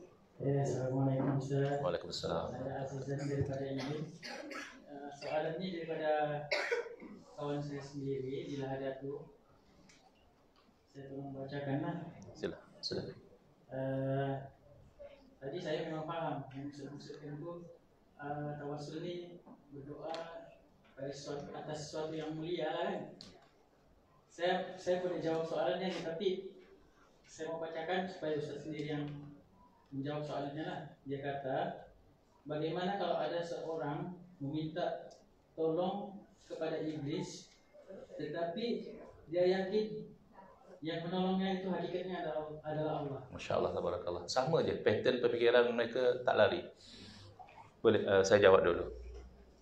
Ketika saya ada perjumpaan di Perlis, jadi saya bertanya kepada mereka yang berpendirian bahawa istighasah dengan wali, dengan nabi itu adalah tidak dibenarkan. Selepas kewafatan mereka tak boleh lagi. Nak minta tolong dengan Nabi SAW boleh masa Nabi hidup saja. Mana khusus untuk sahabat lah. Tak tolong dengan wali boleh, tapi wali yang masih hidup. Adapun yang telah meninggal dunia itu tak boleh. Jadi saya tanya, apakah ada dalil yang mengharamkan kita minta tolong kepada wali dan nabi kerana mereka dah meninggal dunia? Ada tak dalil? Jadi yang berkenaan jawab, dalil banyak kata dia dalam Quran semua. Jadi saya kata, tolong bawakan satu dalil cukup. Sampai habis mesyuarat yang berkenaan tak boleh bawa dalil. Okay? Sampai habis mesyuarat.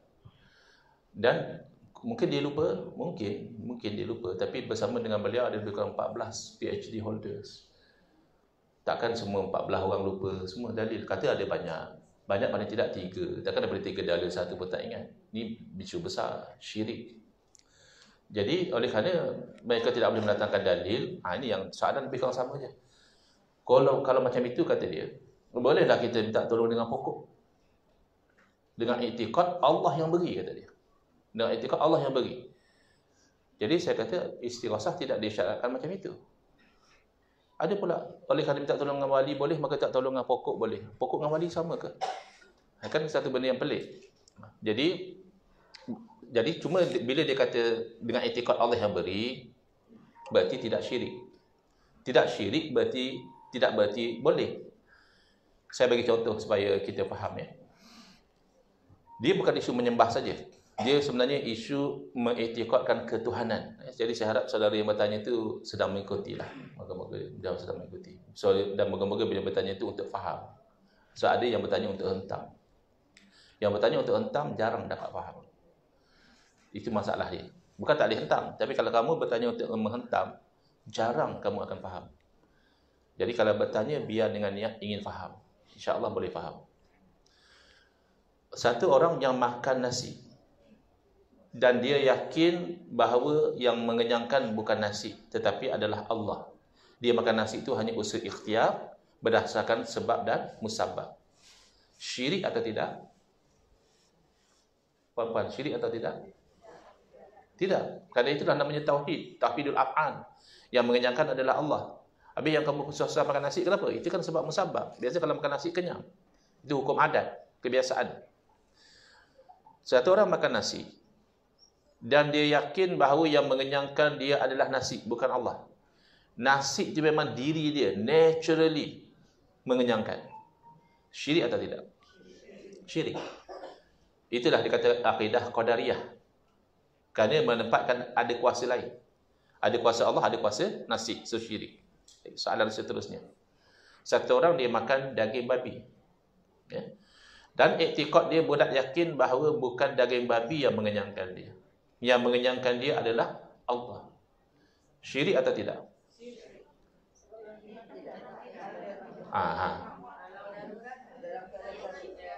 Soalannya, syirik atau tidak? Syirik tidak syirik. Tapi yang haram tetap haram. Makan daging babi ya haram. Soal darurat itu soal yang kemudian. Kalau darurat itu ad-daruratu tubihul mahzurat. Keadaan darurat menyebabkan yang asalnya haram dibenarkan untuk menolak darurat. Sekadar menolak darurat. Jangan dah makan daging babi sedap pula makan sampai satu periuk. Jangan. Sekadar nak menyelamatkan nyawa. Tapi hukum asal makan daging babi adalah haram. Kalau orang itu makan dengan iktikad Allah yang mengenyangkan tidak syirik tapi masih haram. Minta tolong dengan iblis haram. Dengan iktikad iblis yang beri syirik. Dengan iktikad bukan iblis yang beri, kenapa kamu minta? Ini pelik. Sama dengan soalan minta tolong dengan pokok. Minta tolong, mintalah kawan-kawan yang berfahaman Wahabi atau terpengaruh dengan Wahabi, ya, cuba buka minda kamu supaya kamu itu nak faham. Ya. Bila kita kata boleh minta tolong dengan wali, dengan syarat kamu iktikad yang beri pertolongan adalah Allah. Itu memang akidah ahli sunnah wal jamaah. Masa wali itu hidup pun wajib kamu iktikad macam itu. Tak ada beza. Kita minta tolong pergi pada doktor, ya. Kita cakap pada doktor, tuan doktor, anak saya dah sakit lama, dah bertahun, tolonglah sembuhkan penyakit dia, tuan doktor. Okay? Syirik atau tidak? Selagi mana kita iktikad doktor itu hanya sebab musabab, yang menyembuhkan adalah Allah, tidak syirik. Ya, kerana doktor itu hidup atau mati tidak relevan. Ya. Yang penting kalau kita iktikad doktor menyembuhkan bukan Allah, walaupun doktor itu masih hidup, jawabnya syirik. Tapi zahirnya kita orang Islam, tentulah kita faham doktor tidak menyembuhkan, doktor hanya usaha, yang menyembuhkan adalah Allah. Tapi contoh ya, kalau ada satu orang kita kata tahniahlah Tuan Haji dah sakit bertahun-tahun, ya Allah dah sembuhkan penyakit Tuan Haji. Dia jawab apa? Dia kata bila masa pula Allah sembuhkan penyakit saya? Saya 5 tahun sakit, tiap-tiap malam saya berdoa kepada Allah. Tak sembuh pun. Saya baru berubat seminggu dengan doktor, sudah sembuh. Berarti yang sembuhkan saya doktor, bukan Allah. Syirik. Syirik. Walaupun doktor masih hidup. Jadi golongan Wahabi kena faham. Dia bukan soal hidup dan mati. Dia soal yang membuat secara hakikat adalah Allah. Bila kamu nisbahkan kepada makhluk, hidup atau mati itu syirik. Baik. Kenapa pula kalau macam tu kenapa pula tak boleh minta tolong dengan pokok? Kerana pokok bukan asbab. Dia minta tolong ada dua. Hakikat hanya kepada Allah saja boleh. Yang minta tolong secara hakikat, yakni dengan keyakinan yang kita minta tolong itulah yang memberi pertolongan secara sebenar, itu hanya boleh kepada Allah sahaja. Iza sta'anta kata Nabi SAW, bila kamu minta tolong, fasta'in billah. Hendaklah kamu minta tolong dengan Allah. Yakni secara hakikat. Tidak menafikan minta tolong kepada makhluk secara asbab. Maknanya apa yang Allah jadikan sebab kepada pertolongan, kita boleh berinteraksi dengan sebab tersebut secara syar'i. Sama ada sebab yang alami seperti makan ubat, minum rebusan air akar kayu, ataupun sebab syar'i seperti kita meminta tolong kepada Nabi dan wali, itu sebab yang syar'i. Itu pun perkara yang luar biasa. Biasa orang mati tak boleh tolong. Kenapa kepada wali dan Nabi? Sebab mereka ni orang yang istimewa, yang masih boleh mendoakan kebaikan di alam roh. Kadang-kadang mereka tanya, macam tu Ustaz, kita pergi kat doktor yang mati minggu lepas, minta tolong doktor rawat, kan tak berapa cerdik ya. Kalau saya cakap bodoh nanti kasar. Tak berapa cerdik. Kenapa kamu nak minta tolong dengan doktor yang baru mati? Ustaz kata boleh tolong orang mati, ada sebab dia. Kita mengharapkan doa soleh. Kalau doktor tu memang wali Allah, ya silakan. Kalau doktor tu sekadar doktor perubatan, lepas mati, kenapa kamu minta tolong dengan dia? Kalau harapkan doa dia, harap doa orang soleh. Begitu. Jadi, minta tolong dengan iblis, haram. Jadi iblis ni musuh. Mana dalil haram? Fa inna syaitana lakum adu fattakhizuhu aduwa. Sesungguhnya syaitan merupakan musuh bagi kamu, maka layanlah dia sebagai musuh. Kita takkan nak minta tolong dengan musuh. Mana musuh tu jadi wali. Dah terbalik. Wali ni penolong. Tidak ada Allah kata syaitan tu adalah wali kamu, maka layanlah dia sebagai penolong. Tidak. Maka meminta tolong kepada iblis hukumnya haram. Syirik atau tidak syirik, kalau kamu i'tikad iblis yang beri, jelas syirik. Dan itu kemungkinan besar. Sebab satu orang tidak akan minta kepada iblis, instead of dia minta kepada Allah, melainkan dia beriktikad sebenarnya iblis yang beri. Jadi dia akan jadi devil worshipper. Tapi for the sake of argument lah, kan orang Wahabi kan suka berdebat. For the sake of argument lah, katakanlah ada satu orang entah macam mana, dia memang bulat yakin Allah yang beri, but somehow screw dia loose kat mana, dia pergi minta pada iblis. Tetap perbuatan dia haram, cuma tidak syirik. Haram tetap haram, kerana dia buat benda yang dilarang. Jadi mereka ni gagal faham beza antara i'tikad dengan hidup mati. Hidup mati tak ada beza. Kamu i'tikad orang hidup boleh bagi secara hakikat juga syirik. Jadi jawapannya mudah, minta tolong dengan pokok itu adalah bid'ah yang sayyi'ah. Kerana pokok bukan sebab. Mana dalil? Perlu dalil kah? Okey, apa hukum makan nasi? Dalil umumnya Allah suruh kita makan benda yang halal, halalan thayyibah. Apa hukum makan daging babi? Haram. Dalilnya ada dalam Quran. Ya. Apa hukum makan batu? Makan batu. Halal atau haram? Perempuan biasa makan batu kah? Batu apa tu? Adakah kuih sini nama batu ya? Tak boleh lah kalau ada kuih yang nama batu. Tapi kalau batu yang betul-betul batu tu, batu tepi jalan tu, kita ambil dan kita makan, apa hukum? Ya. Sunat? Ya. Batu kan tak boleh makan. Jadi kamu nanya. Minta tolong dengan pokok. Pokok kan bukan sebab pertolongan dengan cara kamu minta tolong. Pokok boleh jadi pertolongan dengan cara kamu berteduh di bawah daunnya, kamu rebus akarnya, kamu jadikan batang itu sebagai rumah, itu boleh. Tapi kamu pergi, wahai pokok tolonglah saya, itu kan tak bijak, kerana bukan sebabnya begitu. Batu bukan sebab kenyang. Maka ulama tidak bincang hukum makan batu. Wallahu a'lam. Jadi saya harap sahabat pada Ustaz Azizan itu dia bertanya untuk faham lah. Kalau dia bertanya untuk faham, insya-Allah beliau faham hukumnya haram dan kemungkinan besar syirik. Kerana orang yang minta tolong iblis ni biasanya diiktikadkan iblis yang menolong. Ya, wallahu a'lam.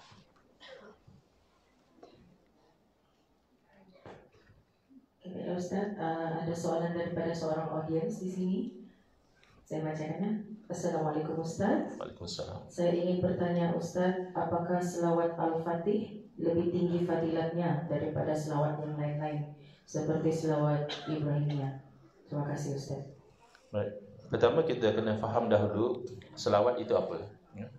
Selawat itu adalah mendoakan moga-moga Allah Ta'ala merahmati, memuliakan, menaikkan darjah kepada junjungan Nabi kita, Nabi Muhammad sallallahu alaihi wasallam. Bukan kerana kalau kita tidak berselawat maka Nabi tidak mulia, bukan. Tapi kita itu akan jadi mulia kalau kita berselawat. Man shalla alayya marratan sallallahu alaihi biha asyara. Kama qala sallallahu. Siapa berselawat kepada saya satu kali, Allah berselawat, yakni memuliakan dia sebanyak 10 kali. Kita sama ada kita selawat atau tidak selawat, Nabi tetap mulia di sisi Allah Ta'ala. Itu kita kena faham dahulu konsep selawat. Itu berdoa kepada Allah supaya Allah memuliakan, merahmati, menaikkan darajah Nabi. Itu konsep selawat. Dan ini disuruh oleh Allah Ta'ala, bahkan dengan suruhan yang tidak disebut dalam suruhan yang lain. Suruhan yang lain, aqimus salah, waktu zakat, ya, ataupun wazin finnas bil hajj, itu saja. Tapi selawat special.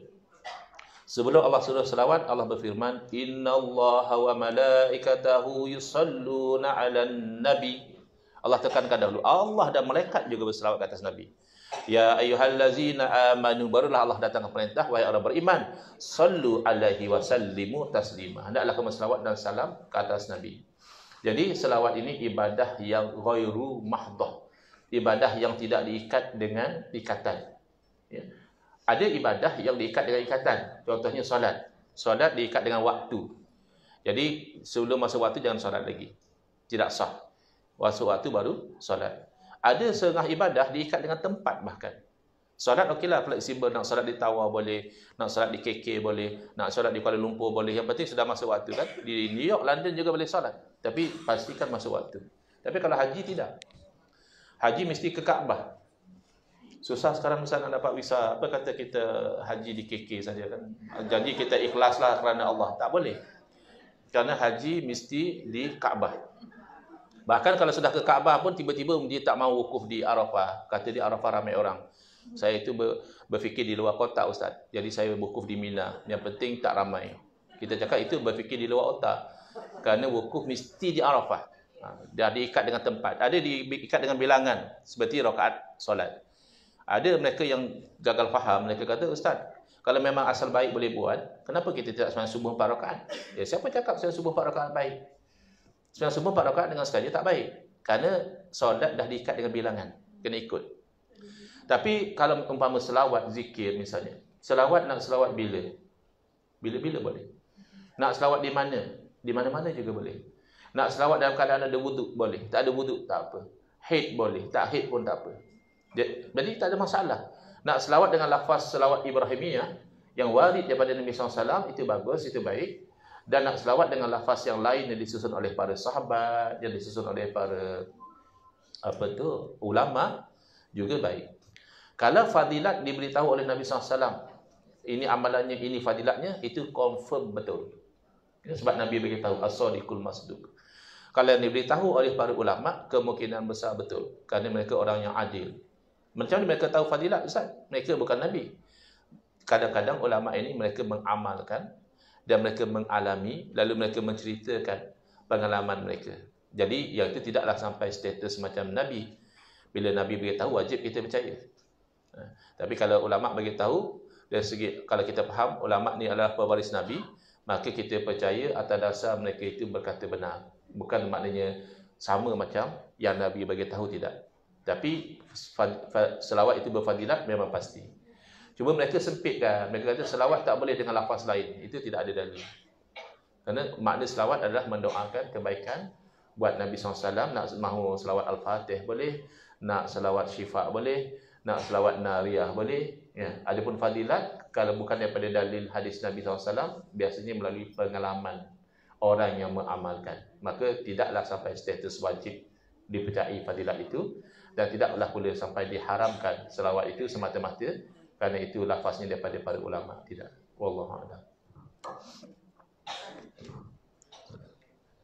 Duduk pun tak apa Puan. Puan duduk pun tidak mengapa. Berdiri boleh juga. Waalaikumsalam. Selalunya dalam ucapan-ucapan selalu orang mengatakan bahawa yang baik itu datang daripada Allah, yang kurang baik itu adalah atas kelemahan saya sendiri. Sedangkan yang baik dan yang tidak baik itu semuanya datang daripada Allah. Adakah ungkapan ini sesuai kita lapaskan ataupun kita gunakan dalam ucapan-ucapan? Baik, terima kasih. Ini soalan yang baik ya. Kan kadang-kadang orang bila lepas dia berucap, dia berceramah, dan apa semua, dia cakap sekian dahulu, yang baik itu semua daripada Allah Ta'ala, yang buruk, yang tak bagus itu adalah daripada kekurangan saya sendiri. Padahal hakikatnya kan kita beriman antuk mina biqadari khairihi wa syarrih. Kita beriman takdir itu semuanya daripada Allah, baik atau buruk sebenarnya adalah daripada Allah. Jadi ini sebenarnya dalam Al-Quran ada sebut. Dan Al-Quran ada sebut yang mana setiap sesuatu itu adalah daripada Allah.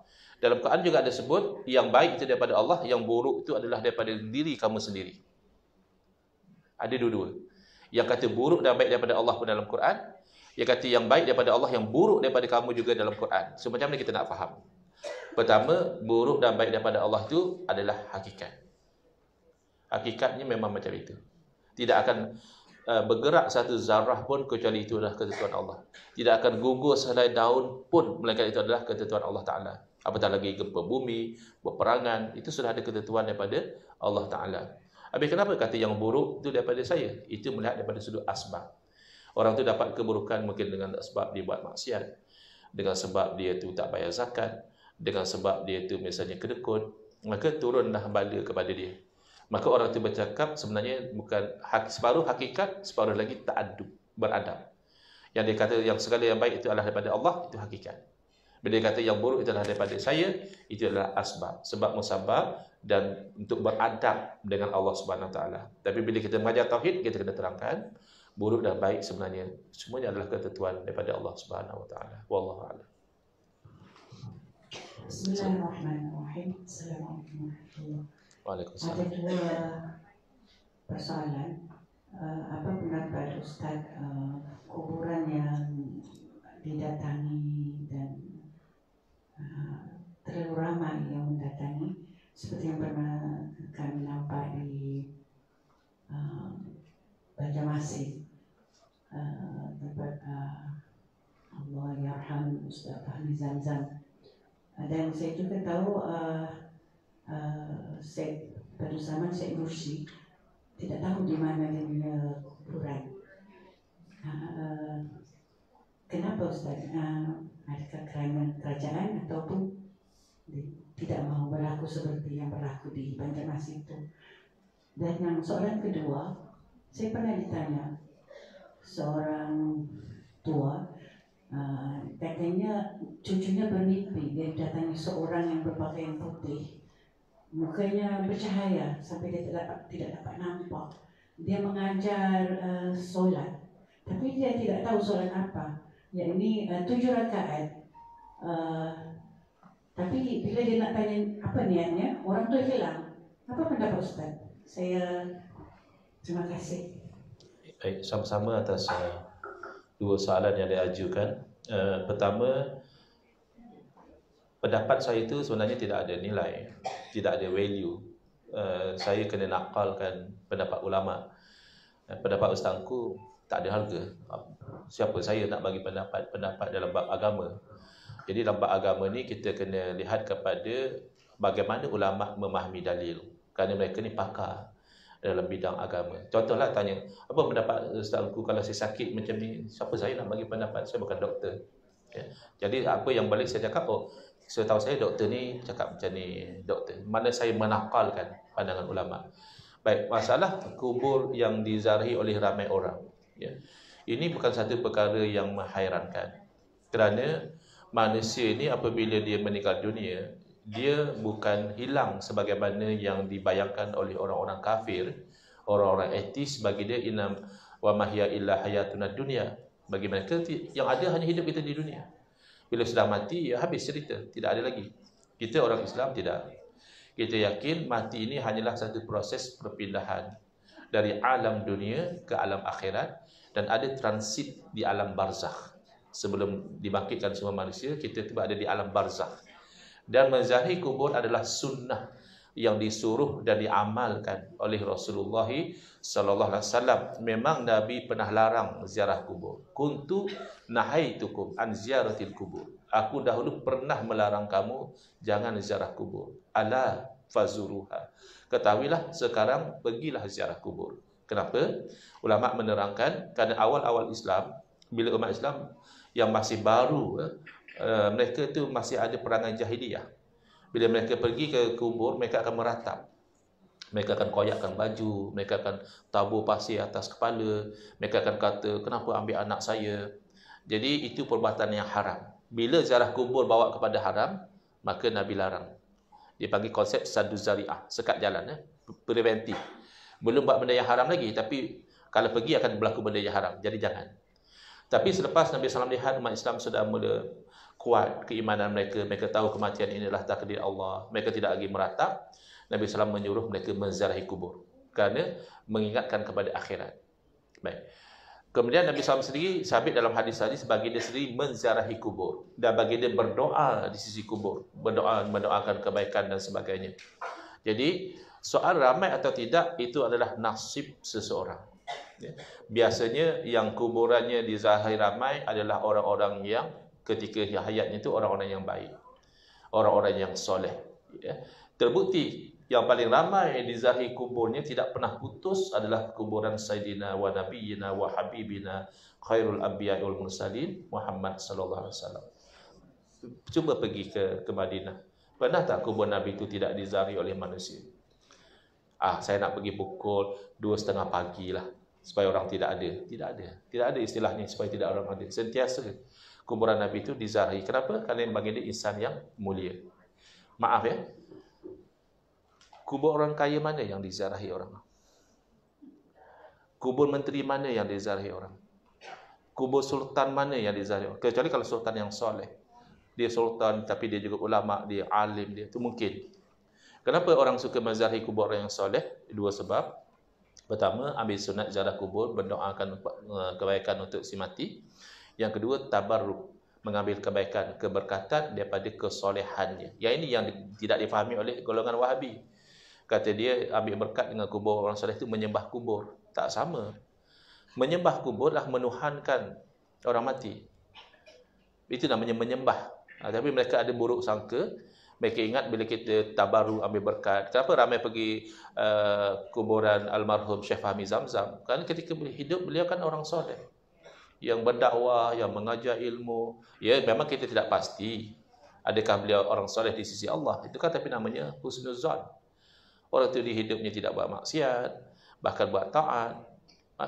Kadang-kadang Wahabi ini pelik. Mana kamu boleh confirm dia orang soleh? Ya, kamu pun tidak boleh confirm dia tidak soleh. Kenapa kami saja mesti confirm dia soleh? Kamu juga tidak boleh confirmkan dia tidak soleh. Kan kami kan berhukum dengan zahir.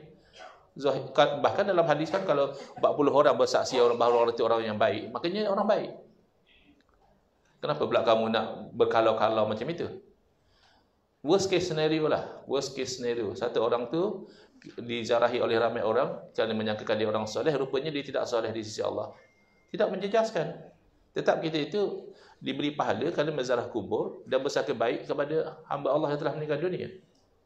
Jadi, tapi sebenarnya nasib. Kita perhatilah sendiri. Kebiasaannya yang kuburannya diziarahi oleh ramai orang adalah orang yang di dunia dahulu orang yang baik.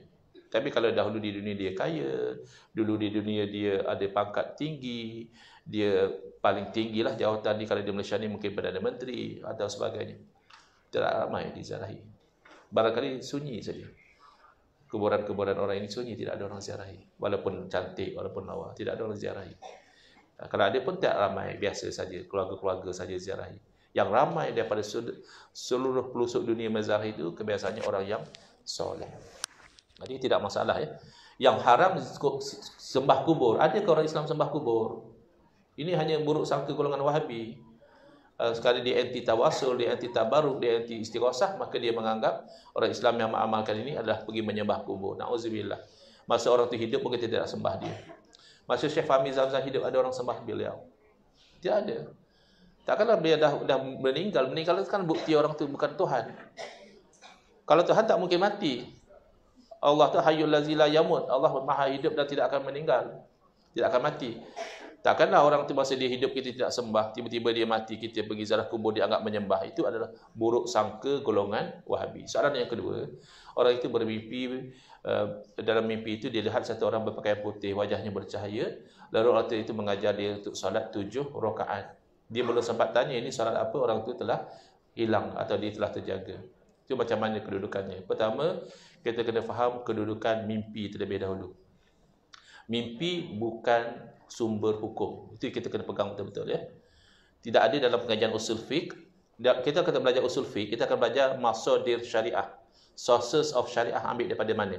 Kalau sources of Malaysian law misalnya, ambil daripada Constitution, Perlembagaan Persekutuan, ambil daripada Akta Parlimen, ambil daripada enactment negeri, ambil daripada judicial decision, keputusan mahkamah. Itu adalah sumber undang-undang Malaysia. Sumber undang-undang Islam, Quran, Sunnah, Ijma', Qiyas, Istishab, Istisal, Syadu Zara', Masalah Mursalah ada lebih kurang 12, 13, 14 perbincangan ulama. Yang paling utama 4. Quran, Sunnah, Ijma', Qiyas. Tidak ada dalam perbincangan usul fiqh mimpi adalah sumber hukum. Oh, kalau macam tu kita mimpi apa pun kita brush it aside je lah, ignore. Tidak juga. Kerana dalam hadis Nabi SAW memberitahu yang bermaksud tidak tersisa dari wahyu melainkan mubasyirat. Wahyu dah tak ada sebab Nabi adalah Nabi yang terakhir. Maka kalau ada orang mendakwa dapat wahyu, itu tak betul. Tapi yang ada pun tersisa namanya mubasyirat. Dari segi bahasa, mubasyirat maknanya yang memberi perkabaran gembira. Bila ditanya oleh para sahabat, mubasyirat itu apa? Nabi SAW menjawab, ar-ru'ya as-solihah, mimpi yang baik. Bahkan zaman Nabi SAW pun sahabat sering menceritakan, Rasulullah, saya semalam bermimpi macam ni. Rasulullah, Nabi sendiri sering juga menceritakan mimpi baginda. Saya semalam bermimpi macam ni. Sahabat tanya, apa baginda faham daripada mimpi itu? Oh, saya faham maksud Sayyidina Umar menarik kain yang panjang itu adalah ilmu beliau, lebih pada orang lain. Jadi Nabi SAW sendiri tidak menolak mimpi secara mentah-mentah. Ada yang bagi dia tafsirkan, bahkan lafaz azan juga asalnya sahabat dapat daripada mimpi, cerita pada Nabi, dan Nabi SAW menyuruh supaya Sayyidina Bilal mengazankan lafaz tersebut. Jadi tidak ditolak mentah-mentah. Jadi apa posisi mimpi? Dia hanya sebagai guidance saja. Kalau mimpi yang baik, dia sebagai guide. Contohnya tadilah, sembahyang ada tak dalam Islam? Ada. Orang tu datang ajar apa? Sembahyang. Atau dia ajar minum arak? Ajar sembahyang. Atau dia ajar berzina? Tak, dia ajar sembahyang. Sembahyang apa 7 rakaat? Dia sembahyang witir. Kalau witir, sembahyang yang ganjil. Boleh kita buat 1, itu minimum. Minimum yang afdal adalah 3. Boleh tambah sampai jadi 5, 7, sampai tak silap saya yang ulama kata 11. Mungkin ada yang kata 13, wallahualam. Nah, tapi kena pandukan dengan hukum lah. Misal, satu orang nak kahwin. Kahwin ini dibenarkan tak dalam Islam? Jadi hukum kahwin dah jelas. Cuma masalahnya dia confused. Dia ada 2 calon. Jadi mana satu aku nak kahwin? Nak kahwin dua-dua sekaligus, dia tak boleh buat orang. Jadi saya nak pilih satu. Lalu di istikharah dapat mimpi. Dalam mimpi itu, dia tu pegang tangan dengan salah seorang. Yang seorang lagi tu jauh duduk. Jadi dia pun mengambil daripada mimpi itu, dia nak pilih yang seorang yang dipegang tangan tu. Itu bukan sumber hukum. Itu hanya panduan. Kahwin tu sudah ada hukumnya. Kau jadilah dalam mimpi dia pegang tangan laki sama laki, maka dia nak kahwin gay sama gay. Itu tak boleh. Kan? Oh, dalam mimpi saya pegang tangan sama lelaki, makanya itu saya mau kahwin sama lelaki. Tak boleh. Lelaki kahwin lelaki haram. Jadi kedudukan mimpi hanya sebagai panduan. Jadi kalau dalam mimpi itu diajar sembahyang 7 rakaat, berarti itu witir. Kena ikut syariat lah. Jangan pula 7 rakaat itu sembahyang zuhur. Oh, saya mimpi sembahyang 7 rakaat, maka zuhur saya 7. Itu haram. Dia macam mana mimpi tidak boleh melanggar syariat dan dia bukan sumber hukum. Dia hanya panduan dalam kehidupan saja. Kalau mimpi yang baik lah. Kalau mimpi yang tak apa-apa, mimpi main game, mimpi apa tu kan, mimpi shopping, itu tak ada apa-apa lah. Itu hanya mainan tidur saja. Wallahu a'lam.